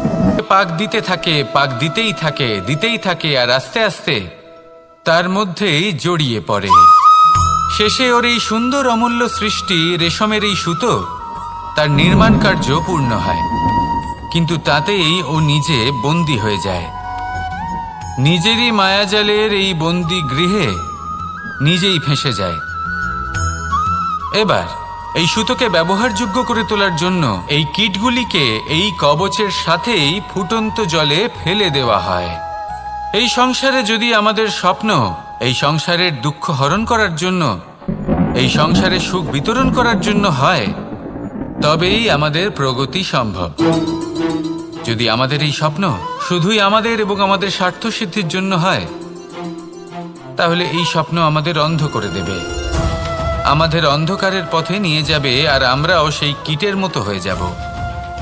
নিজেদেরই মায়াজালে আমরা নিজেই ফেঁসে যাব, আর শেষে আমরা যদি কিছু লাভ করি তা হবে একাকিত্ব, অন্ধকারময় মৃত্যু। তাই স্বপ্ন অবশ্যই দেখুন, কিন্তু এমনভাবে স্বপ্ন দেখবেন না যে তার এই বন্দিগৃহে আপনি নিজেই ফেঁসে গেলেন। স্বপ্ন দেখুন পরোপকারে।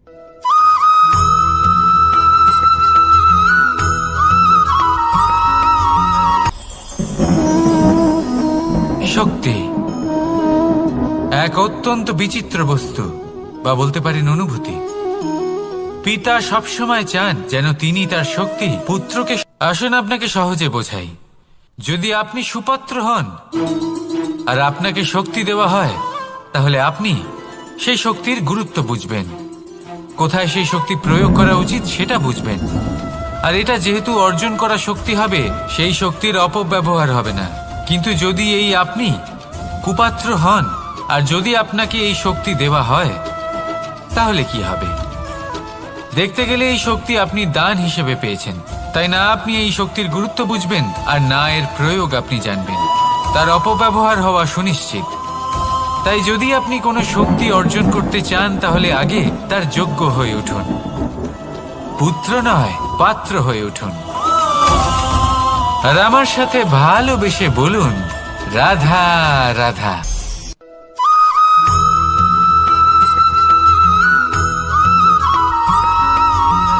এই সংসারে প্রত্যেক মানুষ এটাই চান যে তিনি যেন ধনবান হন, আর্থিক অবস্থা তার ভালো থাকে।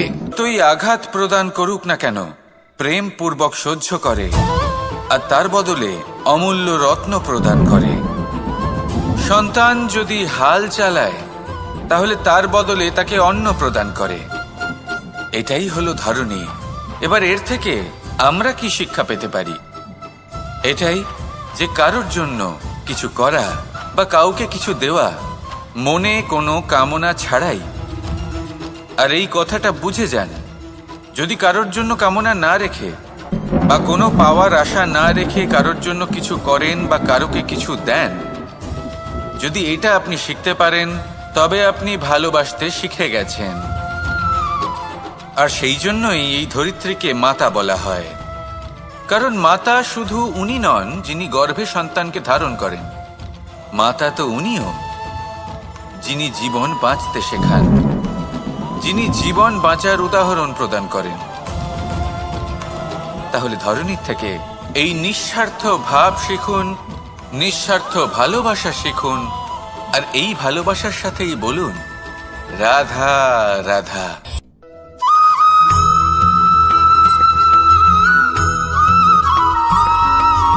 মানুষ জন্মগ্রহণ করে, তার সাথে ভয়েরও জন্ম হয়। ছোটবেলা থেকেই আমাদের মনে কোনো না কোনো প্রকারের ভয় থেকেই যায়। কেউ এই বিষয়ে ভয় পায় যে তার কোনো বস্তু তার থেকে দূরে চলে যাবে, ভেবে ভয় পায় যে আমরা যেন পথ না হারিয়ে ফেলি, আদি ইত্যাদি। কিন্তু সত্যি কথা বলতে ভেবে দেখুন, এই ভয় বাস্তবে কি? শুধুই একটা মনস্থিতি, আর কিছুই নয়। যা কিছু আপনি জীবনে পেয়েছেন তা একদিন আপনাকে হারাতে হবে। এই জীবন হলো আপনারই, কিন্তু তাও একদিন সমাপ্ত হবে। তাই ভয় পেয়ে কি লাভ? এই ভয় শুধু আপনাকে জীবন যাপন করা থেকে বাধা দিচ্ছে, আর কিচ্ছু নয়। পথ হারিয়ে ফেললেই বুঝতে পারবেন যে নতুন পথ কিভাবে বানাতে হয়। কিছু মানুষকে জীবন থেকে হারালে তবেই আপনি বুঝবেন যে আপনার আপনজনকে। এই ভয়ের কারণে ভীত হয়ে থাকবেন না। এই তারা নক্ষত্র অন্ধকারের অভাবে গুরুত্ব হারায়। শিবকেও মহাদেব হওয়ার জন্য বিষপান করতে হয়েছিল। প্রত্যেক পরিস্থিতি, প্রত্যেক সাফল্য আপনার পরীক্ষা নেবে, তাতে উত্তীর্ণ হওয়া হলো আপনার কর্ম। যখনই আপনি ভয় পাবেন বা সংকটের সম্মুখীন হবেন, তখন সাহসের সাথে তার সম্মুখীন হন। মনে রাখবেন, যে সম্মুখীন হতে জানে সাফল্য তার সাথে সবসময় থাকে।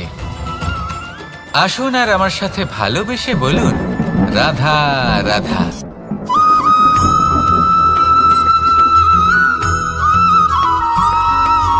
জীবনে অগ্রসর হওয়ার জন্য আমাদের কাকে প্রয়োজন হয়? মাতা পিতা, বন্ধু, প্রেম, সাহায্য, অর্থ, পরিশ্রম, আশা। ভিন্ন ভিন্ন মানুষ ভিন্ন ভিন্ন বিকল্প চয়ন করে। যদি আমি আপনাকে বলি,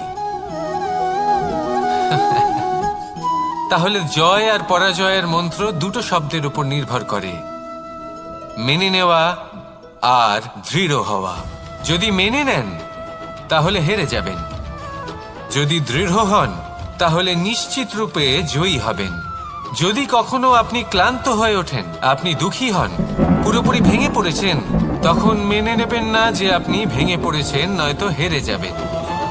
তখন উল্টে স্থির করবেন যে যাই হয়ে যাক না কেন, আমি জয়ী হবই।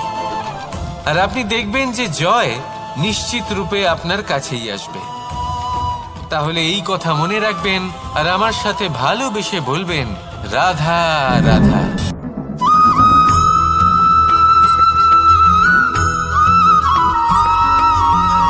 এই সংসারে কোনো বস্তু হোক বা ব্যক্তি হোক, তার একার গুরুত্ব কিন্তু খুব বেশি নয়। একটা উদাহরণ হিসেবে বৃষ্টির ফোঁটাকে ভেবে দেখুন। যদি একটি বৃষ্টির ফোঁটা হয় তাহলে তার খুব বেশি গুরুত্ব থাকে না, কিন্তু যখন সহস্র বৃষ্টির ফোঁটা মেঘের মধ্যে দিয়ে ঝরে পড়ে, তখন সেটা বর্ষার রূপ ধারণ করে। সেই বর্ষা যা এই প্রকৃতিকে শান্ত করে। সেইভাবেই পাথরের ছোট টুকরো, তার খুব বেশি গুরুত্ব থাকে না, কিন্তু যখন অসংখ্য পাথরের টুকরো একত্রিত হয় তখন তা পর্বতের আকার ধারণ করে। সেইভাবেই কিছু মানুষ যখন একত্রিত হন তখন তৈরি হয় পরিবার, কিছু পরিবার যখন একত্রিত হয় তখন তৈরি হয় সমাজ, যখন অনেক সংখ্যক সমাজ একত্রিত হয় তখন তৈরি হয় রাজ্য। এবার এই রাজ্যের সবথেকে গুরুত্বপূর্ণ ব্যক্তি হতে পারেন রাজা, কিন্তু তাও সেই রাজা একা কিছু করতে পারেন না। যুদ্ধ লড়ার সময় তারও নিজের সৈন্যদলকে প্রয়োজন পড়ে। কিন্তু এই সংসারে এমন একজন ব্যক্তি আছেন যিনি একাই সব কাজ করতে থাকেন, এবং সেই ব্যক্তি হলেন মা। আমাদের জীবনে একজন পিতার ভূমিকা কিন্তু নিঃসন্দেহে অমূল্য, কিন্তু আমাদের সকলের জীবনে যে ভূমিকা একজন মায়ের তা অন্য কারোর থাকে না। একজন মা একাই সন্তানকে বড় করতে পারেন, সংস্কারী করে তুলতে পারেন, তার জন্য পরিশ্রম করেন। আর এত কিছু কাজ করার পরেও তার কাজের জন্য তিনি প্রশংসা অবশ্য পান না। উল্টে যদি সেই সন্তান অনুচিত পথে চালিত হয়, অনুচিত কর্ম করে, তখন সেই মাকেই অপবাদের পাত্র হয়ে উঠতে হয়। আমাদের জীবনে মায়ের যোগদান কতটা সেটা বুঝুন। আপনাকে বড় করে তোলার জন্য উনি কতটা পরিশ্রম করেছেন সেটা বুঝুন। আজ থেকে, এখন থেকে, এই মুহূর্ত থেকে মাকে সম্মান করতে শিখুন। যখন সময় পাবেন, যখন সুযোগ হবে, তখন তার প্রশংসা করুন। ওনারও ভালো লাগবে। আর মায়ের এই মমতার জন্য, তার এই ভূমিকার জন্য আসুন সবাই মিলে আমরা তাকে প্রণাম করি। আর সকলে মিলে ভালোবেসে বলি, রাধা রাধা।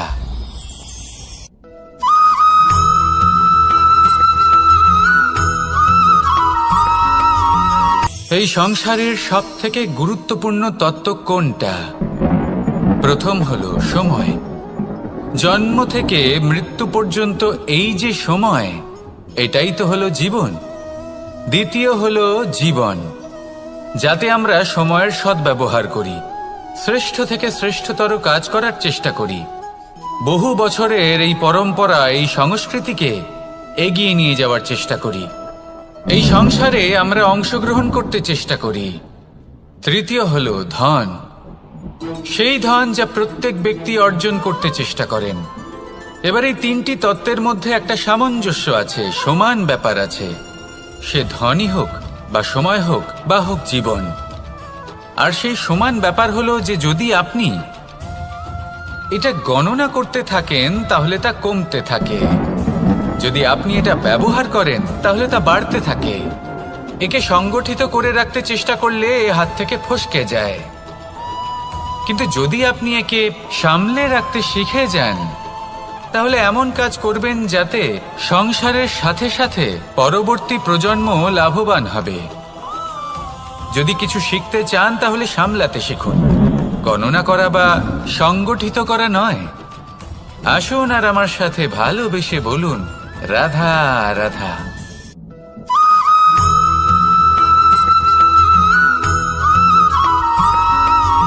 কথায় আছে, প্রত্যেক পুত্র তার পিতার প্রতিচ্ছবি হয়, আর সমস্ত প্রতিচ্ছবি চায় যেন সে তার অস্তিত্ব প্রাপ্ত করতে পারে। পুত্র চায় সে যেন তার পিতার মতো হয় বা কখনো কখনো তার থেকেও শ্রেষ্ঠ হয়। সেটা কোনো অনুচিত ব্যাপার নয়। অনুচিত তখন হয় যখন পুত্র নিজের পিতার মতো হবার স্বপ্ন পূরণ করতে গিয়ে বা তার থেকেও শ্রেষ্ঠ হওয়ার স্বপ্ন পূরণে অনুচিত পথের আশ্রয় নেয়। কারণ তারপরে সে তার পিতার গুণগুলি আত্মসাৎ করতে চায় না।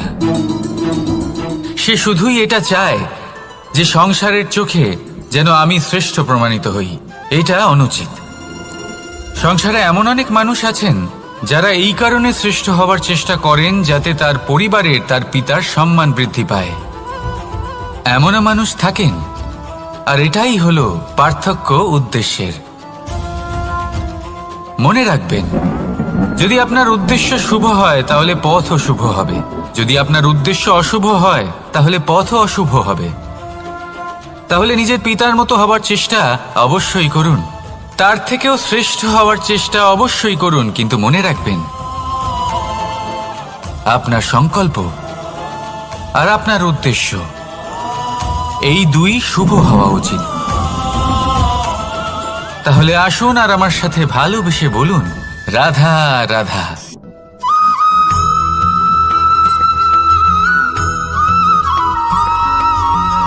পিতা আর পুত্রের সম্পর্ক অত্যন্ত মধুর হয়ে থাকে।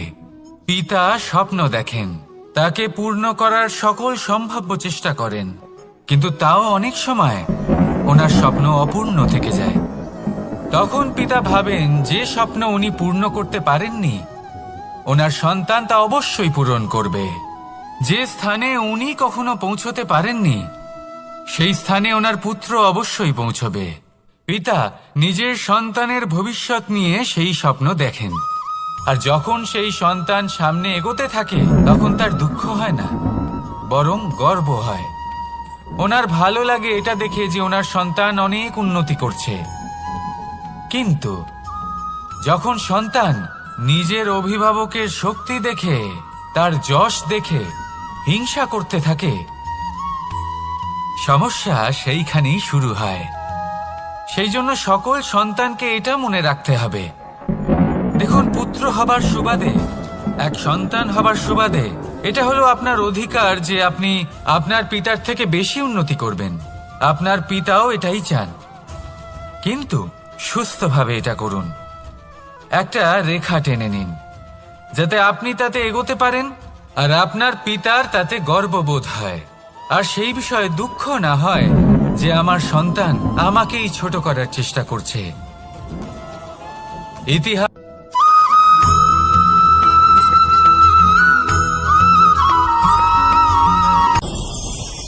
ভয়ের সাথে আমরা সবাই পরিচিত, কষ্টও আমরা সবাই পেয়েছি। কখনো কখনো আমরা অসুস্থ হয়ে পড়ি, আর এমন সময় হলে মাতার মমতা, কখনো বাবার স্নেহ, কখনো বন্ধুদের পাশে থাকার অনুভূতি আমাদের রোগ নিরাময়ে সাহায্য করে। কখনো যদি আমরা নিরাশ হয়ে পড়ি, তখন যদি আমাদের কোনো আপনজন আমাদের দুটো ভালো কথা বলে, তখন আমাদের মনোবল বেড়ে যায়। ঠিক তেমন সংসারের এই রঙ্গমঞ্চে যদি আপনি পীড়িত অনুভব করেন, কিছু শুভ কথা আলোচনা করুন, কিছু স্তুতি গান করুন, কিছু মুহূর্তের জন্য হলেও নিজের ইষ্টদেবের কথা স্মরণ করুন আর প্রার্থনা করুন। সাহস বাড়বে, শক্তিও বৃদ্ধি পাবে এবং সামনে এগিয়ে চলার পথও দেখতে পাবেন। তখন এই মন প্রসন্ন হয়ে বলবে, রাধা রাধা।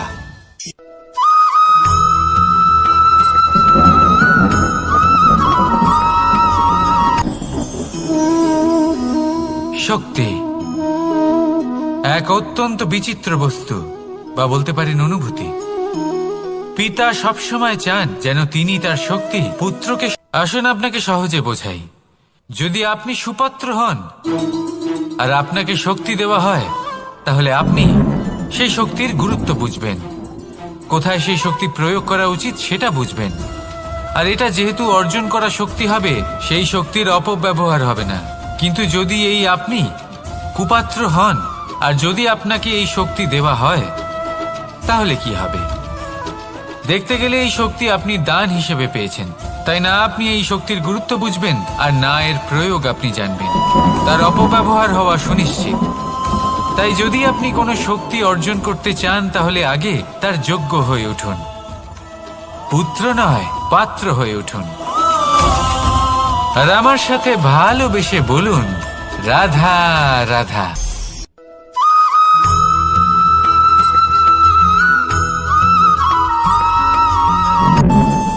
আমাদের মনে যখন কোনো প্রশ্ন ওঠে, কোনো দ্বন্দ্ব জাগে, তখন আমরা যাই আমাদের গুরুর কাছে, আমাদের আরাধ্যের কাছে গিয়ে জিজ্ঞেস করি।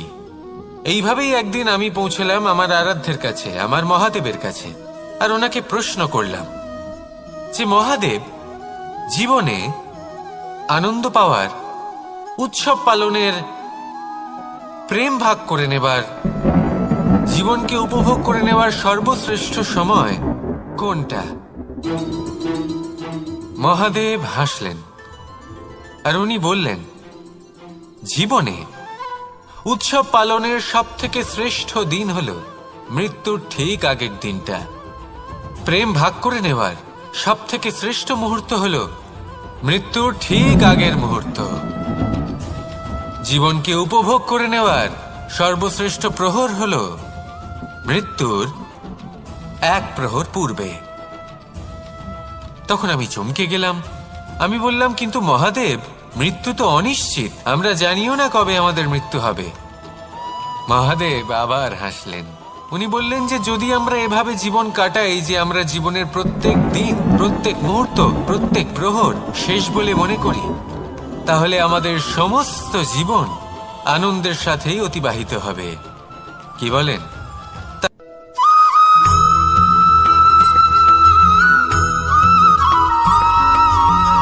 এই সংসারের সবথেকে গুরুত্বপূর্ণ তত্ত্ব কোনটা?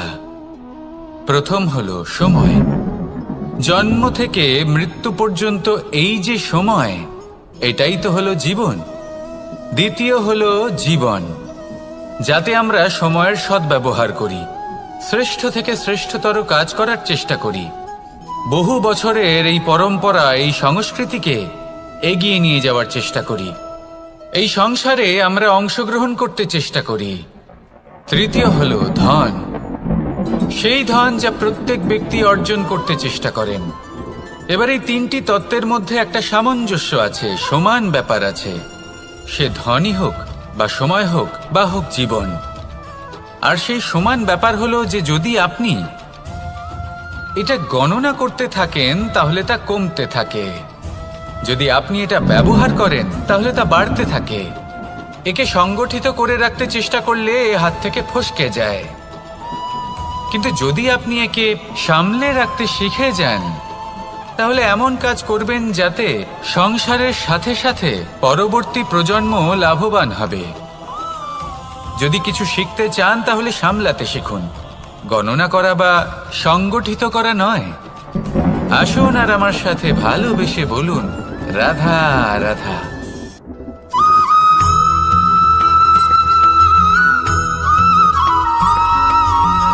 যখন আমরা কোনো বনে প্রবেশ করি তখন এই সবুজ ঘাস দেখে, এই কোমল ঘাস দেখে আমাদের মন প্রফুল্ল হয়ে ওঠে। ভিন্ন ভিন্ন প্রজাতির ফুল, ভিন্ন ভিন্ন রঙের ফুল দেখে এই মন আনন্দে ভরে ওঠে। এখানে শিশুরা আনন্দ লাভ করে, বড়রা ভোজন গ্রহণ করেন, কথাবার্তা বলেন, হাঁটাহাঁটি করে বেড়ান। এবার ভেবে দেখুন, যখন এই উপবনের নির্মাণ হয়েছিল সেই সময় যদি এই মাটিকে সঠিকভাবে খনন না করা হতো, যদি তাতে সঠিকভাবে বীজ রোপণ না করা হতো, যদি কোনো সংঘর্ষ না হতো, পরিশ্রম না করা হতো, যদি চলতে চলতে পায়ে কাঁটা না বিঁধে যেত, তাহলে এই সুন্দর বন দেখে আমরা কি এই আনন্দ লাভ করতে পারতাম? কখনোই নয়। ধরুন কোনো নদীর তটে সুন্দর একটি বন আছে, সেই বনের আনন্দ লাভ করতে গেলে আপনাকে সেই নদী পার করতেই হবে। যদি সুখের নদীর কাছে পৌঁছতে চান তাহলে তটে যে কাঁটা রয়েছে সেগুলোর সাথে সংঘর্ষ করতেই হবে। এই সংসারে যদি আপনি সুখ লাভ করতে চান তাহলে সুখ লাভের এই যাত্রা শুরু করতে হবে সংঘর্ষ দ্বারা। তাহলে সংঘর্ষকে স্বাগত জানান, এর পেছনেই সুখ রয়েছে যা আপনার জন্য অপেক্ষা করছে। এবার হাসুন আর আমার সাথে ভালোবেসে বলুন, রাধা।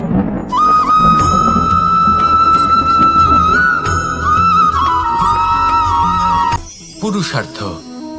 শাস্ত্রে 4 ধরনের পুরুষার্থের কথা বলা হয়েছে। প্রথম হলো ধর্ম। আপনি কি জানেন এই ধর্ম আসলে কি? আপনার কি মনে হয় ধর্ম আসলে কি? কোনো বিশেষ ঈশ্বরকে মানাই কি ধর্ম বলা হয়? নাকি কোনো বিশেষ রীতি পালন করাই হলো ধর্ম? নাকি কোনো বিশেষ সাহিত্যকে সর্বশ্রেষ্ঠ মনে করাই হলো ধর্ম? না, ধর্ম হলো সেটা যাকে ধারণ করা যেতে পারে। আর ধারণ শুধু সেটাই করা যায় যা পবিত্র। পবিত্র শুধু তাকেই বলা হয় যা নিঃস্বার্থ, যার মধ্যে শাসন করার কোনো ইচ্ছে নেই,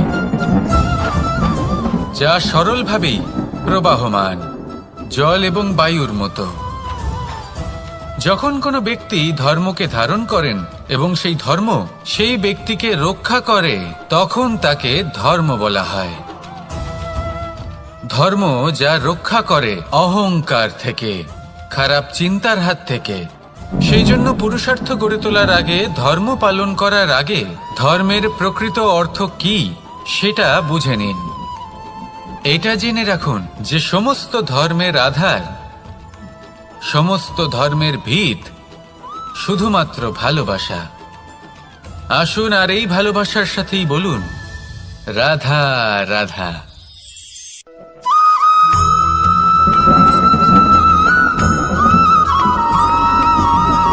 মানুষের মানসিকতা এমন হয় যে সে যতটা করে আশা করে যে তার থেকে অনেক বেশি তার বদলে সে পাবে। দেখুন, সবকিছুই আপনার ভাবনা চিন্তার উপর নির্ভর করছে। আপনি যদি ফলের বিষয়ে ভেবে কর্ম করতে থাকেন তাহলে সেটা অনুচিত। জীবনের আসল আনন্দ হলো নিজের কর্ম করতে থাকা, ফলের চিন্তা করা উচিত নয়। যদি আপনি এরকম ভাবেন যে আমি এতটা করছি, আমার এতটা পাওয়া উচিত, সেই ভাবনা অনুচিত। যদি আপনি সেবার মানসিকতা নিয়ে কর্ম করতে থাকেন, কর্মচক্রে প্রবাহিত হন, যদি আপনি এমন ভাবনা রাখেন যে আমি এতটা পাচ্ছি তাই এর থেকে অনেক বেশি আমি কর্ম করব, তাহলে নিশ্চিত রূপে আপনি যতটা করছেন তার থেকে অনেক বেশি আপনি পাবেন। আপনার আশার থেকে অনেক বেশি আপনি পাবেন। শুধু জীবনে অনেক বেশি কাজ করতে থাকুন, ফলের চিন্তা করবেন না। আর মনে রাখবেন, এই ভাবনাই সব থেকে বড় বীজ। কর্মের উপর বিশ্বাস রাখুন। জীবনে যা যা আপনি চান সবই সুখময় হবে। আসুন আর আমার সাথে ভালোবেসে বলুন, রাধা রাধা।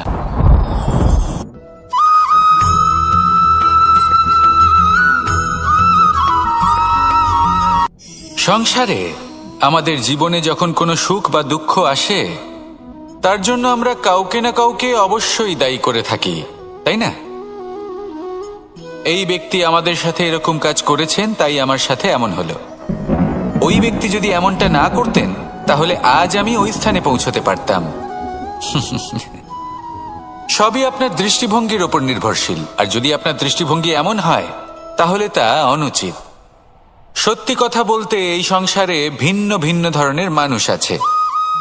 এটা আপনার ওপর নির্ভর করছে কিভাবে তাদের স্বাগত জানাবেন। একবার ভাবুন, আমি আমার দুটো হাত সামনে নিয়ে এলাম, দুটো মুঠো খুলে দিলাম। দুই প্রকারের মানুষ আসবেন, কিছু না কিছু দিয়ে যাবেন। এই মুঠো যদি আমি বন্ধ করে দিই, তাহলে না কেউ আমাকে কিছু দিতে পারবে, না আমার কিছু যাবে আসবে। নিশ্চয়ই বুঝতে পারছেন এই দুই ধরনের ব্যক্তি কারা এবং তারা কি দিয়ে যান। আমি যদি নিজের মুঠো খুলে দিই, তাহলে কিছু ভালো মানুষ আসবেন, আমাকে আনন্দ, সন্তুষ্টি, জ্ঞান প্রদান করে যাবেন, ভালো অভিজ্ঞতা দিয়ে যাবেন। কোনো খারাপ ব্যক্তি যদি আসেন, তাহলে তিনিও খারাপ অভিজ্ঞতা দেবেন, যার থেকে আমি শিক্ষা লাভ করব। এই সব কিছু আমি লাভ করতে পারি। মুঠো যদি বন্ধ করে রাখি, তাহলে আমি কিছুই পাবো না। দেখুন, এই সংসারে প্রত্যেকের জীবনে এইরকম। প্রত্যেকের জীবনে সবকিছুই আছে, ভালো খারাপ দুই মানুষই আছে। ভালো অভিজ্ঞতা আছে, খারাপ অভিজ্ঞতা আছে। নির্ভর করছে আপনার ওপর যে আপনি কি করবেন, এনাদের স্বাগত কিভাবে জানাবেন, কার থেকে কি বুঝবেন, কি শিখতে পারবেন, আর কোন দৃষ্টিভঙ্গি নিয়ে অগ্রসর হবেন। এটাই নির্ধারণ করবে যে আপনার জীবন কেমন হবে। আসুন আমার সাথে ভালোবেসে বলুন, রাধা রাধা।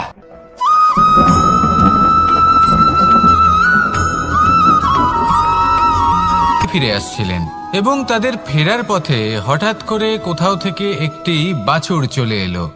এই দুই বোন ভয়ভীত হয়ে গেলেন আর তাদের হাত থেকে সেই আটা পড়ে গেল, মাটিতে মিশে গেল। এবার এই পুরো ঘটনাক্রমে যদি কারোর বিন্দুমাত্র লাভ হয়ে থাকে, বিন্দুমাত্র আনন্দ পেয়ে থাকে, তাহলে সে কে? সেই ছোট বোন, যিনি মাঝে মাঝেই গমের দানা তুলছিলেন এবং খাচ্ছিলেন। কিছুটা হলেও উনি আনন্দ লাভ করেছিলেন। এবার এরকমই হলো আমাদের জীবনে ভক্তি এবং ভালোবাসা সংক্রান্ত বিষয়। মানুষ নিজের জীবনের দৈনিক কাজে এতটাই ব্যস্ত হয়ে পড়েন, প্রত্যেক দিন শুধু কাজ কাজ কাজ কাজ করতে থাকেন, আর তাতে ভক্তি এবং ভালোবাসার জন্য সময় বার করতেই পারেন না। দেখুন, জীবনে ভক্তি আর প্রেমের এই যে ছোট ছোট মুহূর্ত আছে, এগুলো যদি আপনি যাপন করতে পারেন, তাহলে তাতেই আপনি তৃপ্তি লাভ করবেন। বাকি সবই আপনার ব্যর্থ বলেই মনে হবে। জীবনে যখনই আপনি কোনো কাজ করবেন, ঈশ্বরের প্রতি সমর্পিত হয়ে সেই কাজ করুন। আর যখনই সময় পাবেন, তাহলে সেই সময় নিজের আপনজনদের দিন। যাদের আপনি ভালোবাসেন তাদের প্রতি যত্নবান হন, তাদের শুভাকাঙ্ক্ষী হন। এই প্রেম আর ভক্তির ছোট ছোট মুহূর্তগুলো আপনার জীবনকে চরিতার্থ করে তুলবে। আসুন আমার সাথে ভালোবেসে বলুন, রাধা রাধা।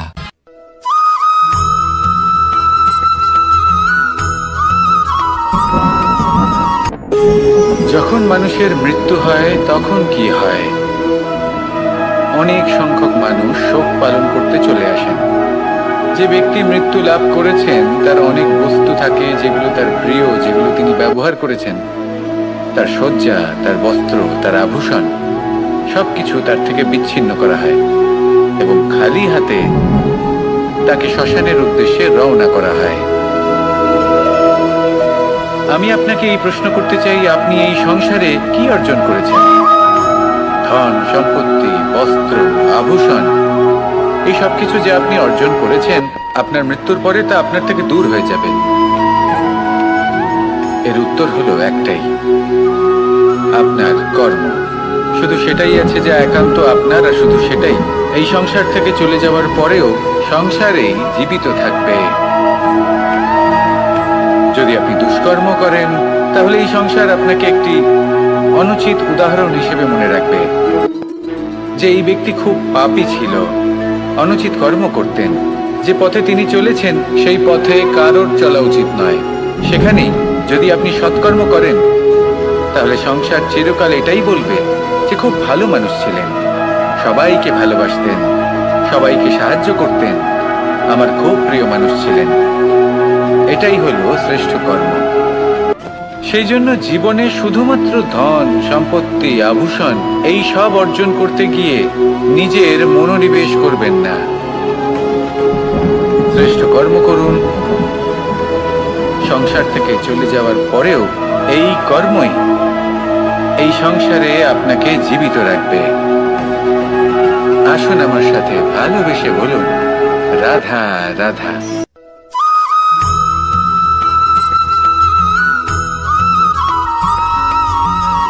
পুরুষার্থ। শাস্ত্রে 4 ধরনের পুরুষার্থের কথা বলা হয়েছে। প্রথম হলো ধর্ম। আপনি কি জানেন এই ধর্ম আসলে কি? আপনার কি মনে হয় ধর্ম আসলে কি? কোনো বিশেষ ঈশ্বরকে মানাই কি ধর্ম বলা হয়? নাকি কোনো বিশেষ রীতি পালন করাই হলো ধর্ম? নাকি কোনো বিশেষ সাহিত্যকে সর্বশ্রেষ্ঠ মনে করাই হলো ধর্ম? না, ধর্ম হলো সেটা যাকে ধারণ করা যেতে পারে। আর ধারণ শুধু সেটাই করা যায় যা পবিত্র। পবিত্র শুধু তাকেই বলা হয় যা নিঃস্বার্থ, যার মধ্যে শাসন করার কোনো ইচ্ছে নেই, যা সরলভাবেই প্রবাহমান, জল এবং বায়ুর মতো। যখন কোনো ব্যক্তি ধর্মকে ধারণ করেন এবং সেই ধর্ম সেই ব্যক্তিকে রক্ষা করে, তখন তাকে ধর্ম বলা হয়। ধর্ম যা রক্ষা করে অহংকার থেকে, খারাপ চিন্তার হাত থেকে। সেই জন্য পুরুষার্থ গড়ে তোলার আগে, ধর্ম পালন করার আগে ধর্মের প্রকৃত অর্থ কি সেটা বুঝে নিন। এটা জেনে রাখুন যে সমস্ত ধর্মের আধার, সমস্ত ধর্মের ভিত শুধুমাত্র ভালোবাসা। আসুন আর এই ভালোবাসার সাথেই বলুন, রাধা রাধা।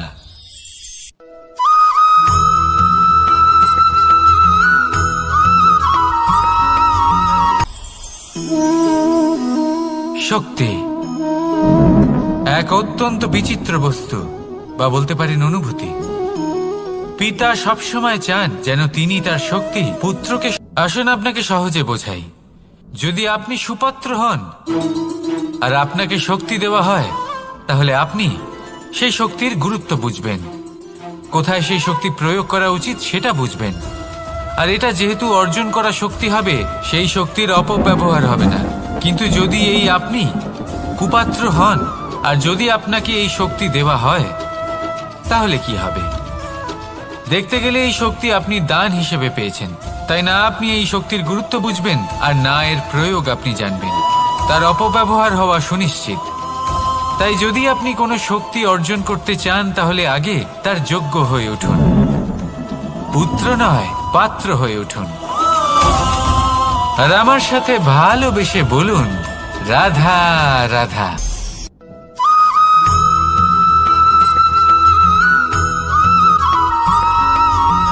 কথায় আছে যে এমন কোনো অক্ষর নেই যার দ্বারা কোনো মন্ত্র হয় না। এমন কোনো বনস্পতি নেই যা নিজেই একটা ঔষধি নয়। পৃথিবীর এমন কোনো ব্যক্তি নেই যার মধ্যে কোনো যোগ্যতা থাকে না। শুধু প্রয়োজন হলো যে ব্যক্তিকে আমরা খুঁজে চলেছি তাকে সঠিকভাবে চিনে নেওয়া। যদি তার যোগ্যতা, তার বিশেষত্ব আমরা বুঝতেই না পারি, তাহলে আর লাভ কি রইল? এই সংসারে এমন অনেক ব্যক্তি রয়েছেন যারা ছোট ছোট অসফলতার কারণে আপনাকে এটা বলে দেবে যে আপনি কোনো কাজের নন, আপনি হলেন মূর্খ, আপনি কিছুই করতে পারবেন না। এইসব কথায় কখনোই বিশ্বাস করবেন না, কারণ আপনি এবং প্রত্যেকটি জীব এই পরমাত্মা এবং এই প্রকৃতির সৃষ্টি, যা অত্যন্ত বিশেষ।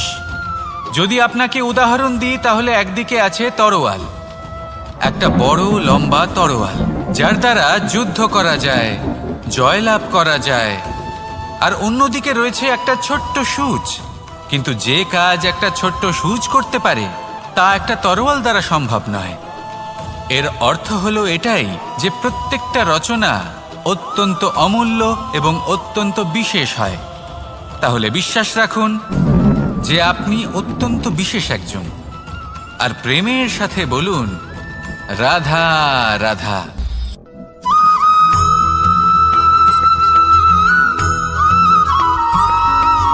মানুষের একটি সমস্যা আছে যে মানুষ সাফল্যকে মাপতে থাকেন, লক্ষ্যপ্রাপ্তিকে মাপতে থাকেন এবং তার তুলনা করতে থাকেন যে ও এত কিছু পেল আর আমি পেলাম না। এই সংসারে আপনি কি নিয়ে তুলনা করবেন, যেখানে সূর্যদেব চন্দ্রমা দুজনেই আছেন, দুজনেই হলেন বিশেষ, দুজনেই নিজ নিজ সময়ে উদিত হন। এদের মধ্যে একজন না থাকলে তাহলে আমাদের জীবন কঠিন হয়ে পড়বে। ঠিক সেইভাবেই আপনি যদি একটা বড় রেখা অঙ্কন করেন তাহলে অন্য রেখাটি ছোট হয়ে পড়ে না, সে তেমনই থাকে যেমনটা সে ছিল। আপনার অস্তিত্ব কখনো ছোট বা বড় হতে পারে না, শুধু তুলনা করার জন্য আপনার এটা মনে হতে পারে। যদি আপনি যুদ্ধ করতে চান আপনার তলোয়ারের প্রয়োজন পড়বে, যদি বস্ত্র তৈরি করতে চান এত বড় তলোয়ার দিয়ে কিছুই হবে না, তখন প্রয়োজন পড়বে একটা ছোট্ট সূচের। তাই তুলনা করবেন না, না নিজেকে ছোট মনে করবেন না অন্য কাউকে। সবার সাথে সহযোগিতা করুন, আর যদি তুলনা করতেই হয় নিজের সাথে করুন যে কাল আমি কেমন ব্যক্তি ছিলাম, আজ কি তার থেকে শ্রেষ্ঠ হয়ে উঠতে পেরেছি। ভেবে দেখুন ভবিষ্যতে গিয়ে আপনি কতটা শ্রেষ্ঠ ব্যক্তি হতে পারেন। আসুন আমার সাথে ভালোবেসে বলুন রাধা রাধা।